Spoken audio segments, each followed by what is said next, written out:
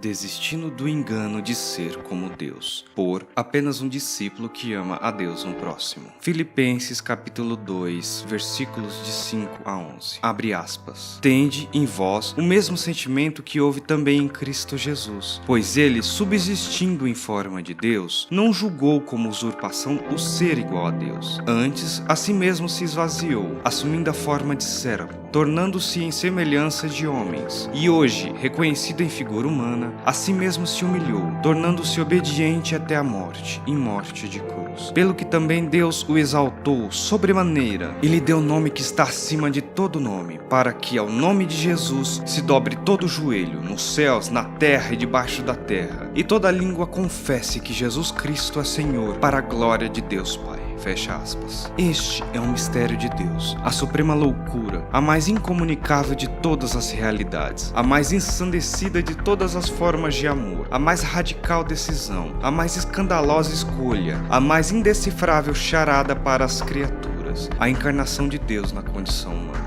O caminho desse mistério é a única coisa a ser verificável, sem todavia se poder compreender o mistério em si mesmo. Paulo apenas nos faz andar pela escada que desce desde a subsistência em forma de Deus até chegar à obediência até a morte e morte de cruz, subsistindo como homem mortal. Essa é a viagem da encarnação. No meio disso tudo, o apóstolo nos faz viajar do Cristo eterno até chegarmos ao Jesus histórico. Abre aspas, subsistindo em forma de Deus, não julgou como usurpação o ser igual a Deus, antes a si mesmo se esvaziou, fecha aspas. O que procede a tudo isto é um convite à imitação, abre aspas, tende em vós o mesmo sentimento que houve também em Cristo Jesus, pois ele, subsistindo em forma de Deus, não julgou como usurpação o ser igual a Deus, fecha aspas. Sim, trata-se de um convite para que se tenha o mesmo sentimento que houve em Cristo. Ora, esse tal sentimento fez-se esvaziar de si, a fim de poder ficar igual a mim em semelhança humana. No entanto, os pontos de partida são diferentes entre ele e eu. Ele subsistia na forma de Deus e passou a ser reconhecido em figura humana. Esta é uma escada para baixo, do infinito ao finito, do eterno ao temporal, do transcendente ao encarnado, do que é ao que é forma de, figura de, semelhança de, sempre de homem. Ora,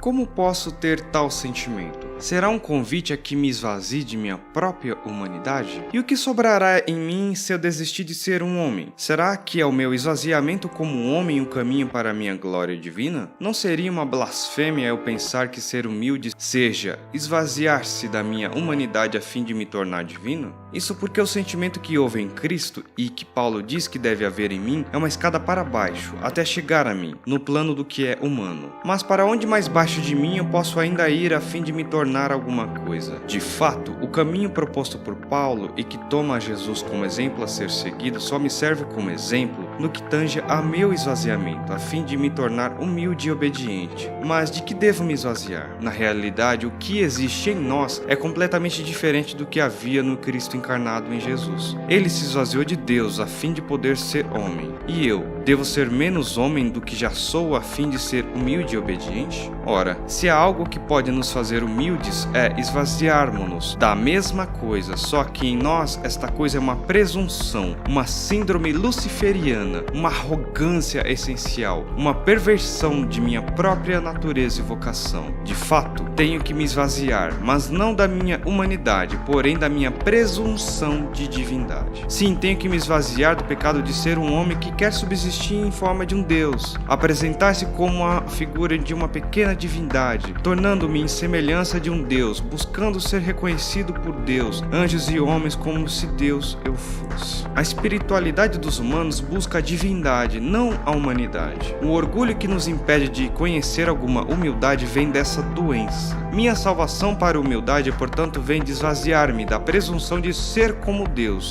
antigo engodo da serpente, e assumir a plenitude de minha própria humanidade. Sim, eu preciso me esvaziar da minha pseudo-divindade e assumir minha condição humana, a fim de que Deus me torne obediente até a vida, e a vida que vem da cruz. Nesse dia terei a segurança de ser quem sou, e servirei a Deus e aos homens mediante a humildade que não se esconde atrás de nada. E assim Deus me dará o nome que está acima do meu próprio nome, de fato um novo nome, e me exaltará não acima de outros nomes, mas no nome que está acima de todo nome, o nome de Jesus. Minha grande exaltação na vida é viver para ser apenas humano, vazio de qualquer outra presunção, visto que eu subsisto como homem, arrogantemente pecador, e que sofre da síndrome dos anjos caídos, e que só será em mim curada pela via do meu próprio reconhecimento entre os homens como um ser verdadeiramente humano. Nesse dia conhecerei a verdadeira humildade, visto que ela começa a sua jornada em minha encarnação como homem. Sim, o convite é para que eu me esvazie do vento de minhas próprias presunções e me deixe reconhecer apenas como um humano que diz... Abre aspas, fiel é a palavra e digna de toda aceitação, que Cristo Jesus veio ao mundo salvar os pecadores, das quais eu, entre os humanos, sou o principal, fecha aspas. O problema é que há daqueles que até na hora da mais visceral confissão de humanidade, ainda assim a fazem com orgulho.